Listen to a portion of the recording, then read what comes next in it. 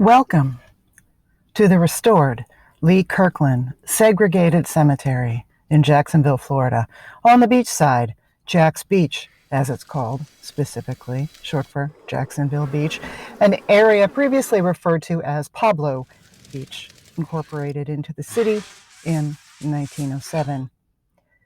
The name changed to Jacksonville Beach in 1925. Part of the region now known as the Jack's Beaches, which include communities of Mayport, where the port is. May is the original name, I should say the settlers' original name of the St. Johns River. The indigenous people, the Timucua, called it something else. Atlantic Beach, Neptune Beach, and Ponte Vedra Beach. In 1883, a group of investors formed the Jacksonville and Atlantic Railroad, intending to develop a resort community that would be connected to the city of Jacksonville by rail. This area was officially Pablo Beach after the San Pablo River, so it was named, in 1886, after unofficially being named Ruby after the daughter of the first settlers, William and Eleanor Skull, who served as surveyor, civil engineer, and postmaster, respectively, as they laid out and established the area from their tent abode, till they built their first home in 1884. They had a second tent. It served as a general store and post office. In 1885, the San Pablo Beach Diego Beach Land Company was selling 5 to 10 acre lots. In 1900, Henry Flagler bought and saved the then struggling railroad and extended it to Mayport. The first resort and hotel, the Murray Hill, was lost in a fire in 1890. Following a buildup of the beachfront amusement park development, the former site of the Murray Hill knew a new rebirth as the home of the Pavilion, also known as Little Coney Island, with a dance floor, roller rink, roller coaster, and Ferris wheel. This area fell into disrepair over time, as many did, as the world changed and burned. Of course it did, in 1950. If you've seen my videos about the red light district of Jacksonville, La Villa, and its Grande Dame Madame, Cora Crane, then you recognize the references to Pablo Beach. Her real estate holdings included a gentleman's entertainment hotel there, in addition to her famous, elegant La Villa brothel, as well as her home that she died in. That too was on Pablo Beach. It's notable to recognize the establishment of American Beach here, this being the first openly black, welcoming beach in the Jim Crow South, just north of Mayport.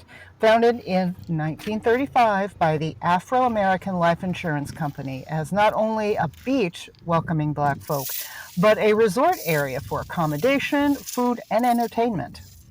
An important part of the Chitlin Circuit, as it was called. You can learn more about that by viewing my videos about the abandoned black cemeteries on Moncrief Road in Jacksonville, along with my 2 videos about La Villa, known as the Harlem of the South, or what was Harlem before they immigrated to Harlem, and the significant businesswoman, Cora Crane.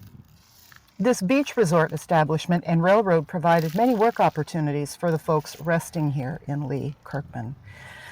These, along with the massive port and bustle of this powerful and important southern city. Sitting at 2 Penman Road is the former Jack's Beach Colored Cemetery, or Negro Cemetery on the beach. This road and much of this area being named after the English developer James Penman, who purchased an area under deed to then Governor John Moultrie's land surveys via Thomas and K. Caudry.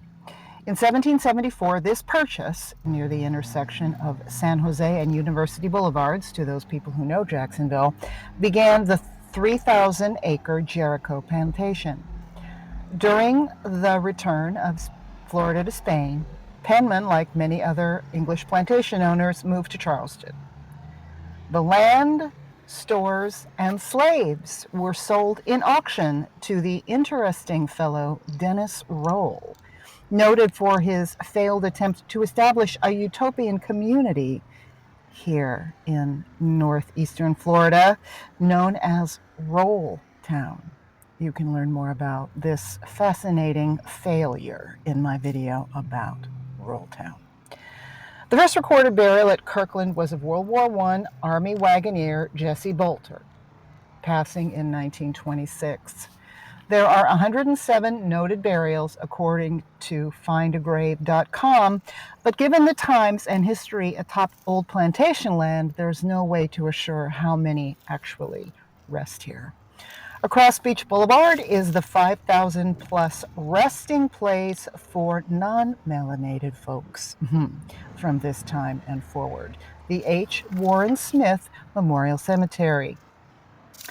During preparations to expand Beach Boulevard in 2007, the unfortunate discovery of human remains brought both to a halt to heavy equipment, along with archaeological and forensic involvement. Finding a 1932 deed that included 4 parcels of land, that being up to 12 acres, landed to the city for formal black burials. Further paper trail shows the city long ago selling off all but the approximate 1.5 acres remaining that you're seeing now. Again, no way to know who and how many are buried under all that was sold and developed. In 2007, a 10-acre vacant lot adjacent to the current cemetery was scanned by ground-penetrating radar, discovering a lot of trash along with some skeletal remains. Given what we know about how black burials have been handled nationwide, I'll leave the rest to your imagination. Burials in these early days and well back into freedmen times were shell piles or wooden crosses, neither of which preserve well in floodplains well after 100 years. Lee Kirkman was a Black City employee in the 40s and 50s. He and his family rest here. Isn't that an interesting tribute? Reminds me of the Mount Herman Cemetery west and north of here, north of downtown Jacksonville, where a large black cemetery, Mount Herman, was plowed over to build I-95 and create a city park, also named after a Black City employee.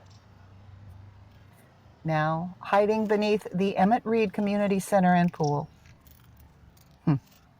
Just don't dig in the ground around the jungle gym. You might see a headstone. Or don't walk around the back of the park to the overgrowth, where you will find the Ferris family plot